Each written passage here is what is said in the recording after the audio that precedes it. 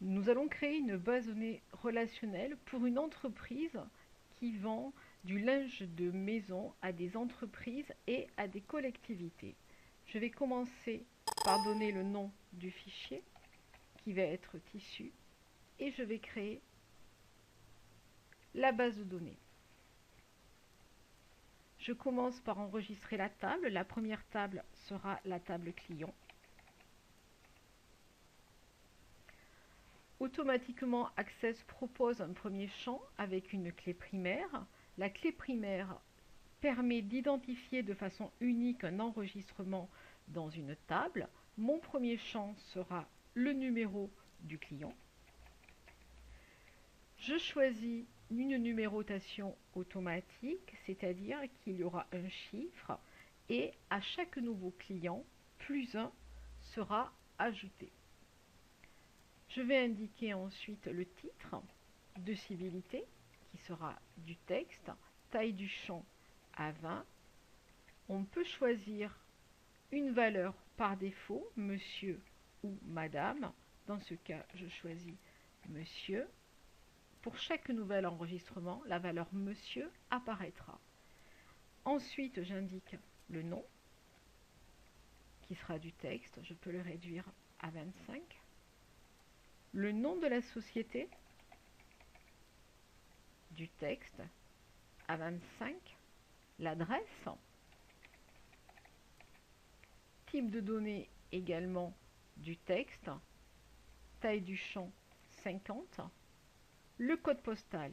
Bien qu'il soit composé de chiffres, le code postal sera du texte puisque l'on ne va pas faire de calcul pour le code postal. La taille du champ sera réduite à 5, étant donné que la majorité de mes clients sont à Marseille. Je peux choisir code postal 13006. Ville, texte, taille du champ, je réduis à 25. J'indique une valeur par défaut qui va être Marseille. Je mets des guillemets étant donné que je vais saisir des données en format texte. Je regarde au niveau de l'affichage, j'enregistre ma table.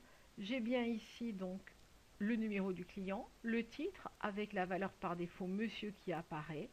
J'ai également une valeur par défaut pour le code postal et pour la ville. Je ferme cette table. Je vais créer la deuxième table qui est la table facture. Table. Je demande l'affichage. J'indique le nom de la table qui va être facture. OK. Comme dans la première table, j'ai un numéro avec une clé qui apparaît automatiquement. Cette fois-ci, ça sera un numéro de facture. Mon numéro de facture est composé de chiffres, mais également de lettres. Le type de données ne va pas être numéro auto, mais texte. La date, type de données, date, heure. Je choisis un format. Le plus simple sera la date abrégée et je peux aussi prédéfinir un masque de saisie. Je choisis date abrégée, je l'essaye, suivant, suivant, terminé. Après la date, je choisis le montant.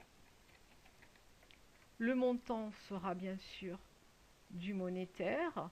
Je vérifie que ce soit bien en euros et je sélectionne 2 décimales.